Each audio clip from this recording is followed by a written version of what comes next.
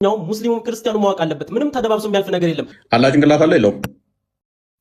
እሺ አላህ ጭንቅላት አለው የለውም የሚል በቁርአንም በሆነ በሐዲስ ላይ አልተገለጸም። ስለዚህ አለው ብለንም እኛ አንናገርም፣ የለውም ብለንም አናስተባብልም። ምክንያቱም በቁርአን በሐዲስ ላይ በነቢያት አንደበት የመጣን ብቻ የምንቀበል እንጂ የማንጨምር የማንቀንስ ስለሆነ። ቀጥል ጎበዝ።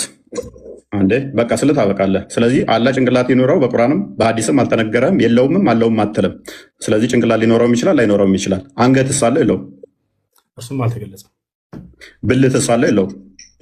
እርሱም አልተገለጸም። ስለዚህ አላህ ወንድ ሊሆን ይችላል፣ ሴት ጾታ ሊኖረው ይችላል።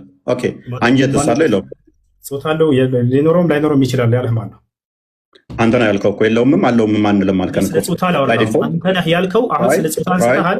ጾታ ሊኖረውም ላይኖረውም ይችላል ያለህ ማን ነው? ያለህ ማን ነው? ወላሂ ያመጣው የራሱን ፍልስፍና እንዴት እንደሚሰራ አዳምጥ። አትጩህ፣ እየረበሽክ ስለሆነ እየረበሽክ ስለሆነ። ስለዚህ ቆይ አዳምጥ። እሺ አምላክ ጭንቅላት ይኖረው አይኖረው አታውቅም? ቆይ አምላክ ጭንቅላት ይኖረው አይኖረው አታውቅም? አንገት ይኖረው አይኖረው አታውቅም? ብልት ይኖረው አይኖረው አታውቅም? የምታመልከው ጎበዝ። ኦኬ ስንት እግር ስንት ጉልበት አለው የለውም? አልተገለጸም።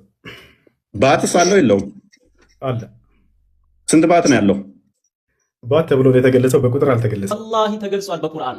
የቁል አላሁ ዐዘ ወጀል ለይሰ ከሚስሊሂ ሸይ። እኔ ምንም ነገር አምሳያ የለኝም ማለት እኮ የግዴታ ብልት የለውም፣ እንትን የለውም፣ ጆሮ የለውም፣ አፍንጫ የለውም ወይ?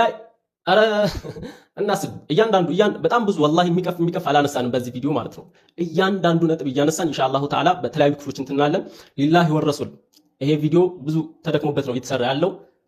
በደንብ ሼር እናድርገው ኢንሻአላሁ ተዓላ። ትክክለኛ የእስላም አስተምሮት ምን እንደሆነ ማንኛውም ሙስሊሙም ክርስቲያኑ ማወቅ አለበት። ምንም ተደባብሶ የሚያልፍ ነገር የለም። እኛ ሙስሊሞች የምናመልከው ኃያሉ ጌታ እንዳሉት አይደለም። እግር ያለው እጅ ያለው ወላሂ ይሄ ፍጹም ፈጣሪ ሳይሆን ፍጡር ነው፣ አካል ነው። እኛ ሙስሊሞች አካልን አናመልክም። አላህ በቦታም በአቅጣጫም በአካልም በአካል መገለጫም ከመገለጽ ፍጹም የጠራ ነው። ማንኛውም ቁርአንም ይሁን ሐዲስ በግልጽ ዛሂር ትርጉሙ ለአላህ አካል ያለው ቦታ ያለው የሚያስመስል በሙሉ ተእዊል ይደረጋል። በግልጽ ዛሂሩ አይወሰድም። የተፈለገበት ትክክለኛ ማዕና ለአላህ የሚያመች የተገባ የሆነ ፍች ትርጓሜ አለው።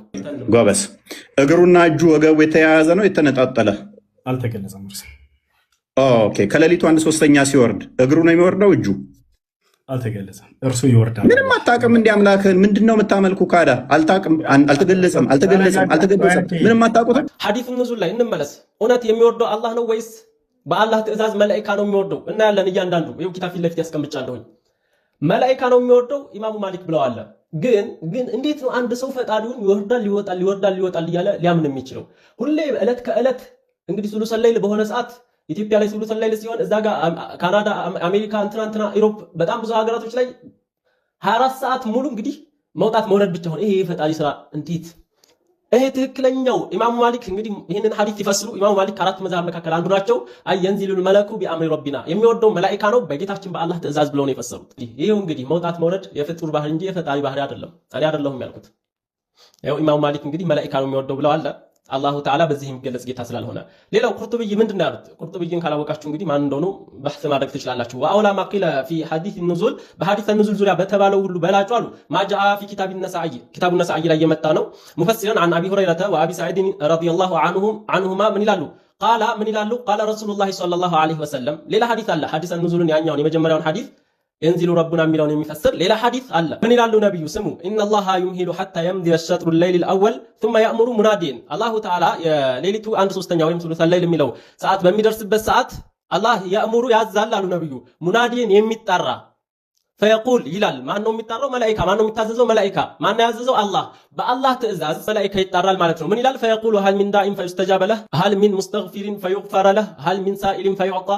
ይሄንን እያለ ይለልባል። ማን? መላኢካ። خلاص ይሄ ሐዲስ ያኛውን ሐዲስ ፈሰረው።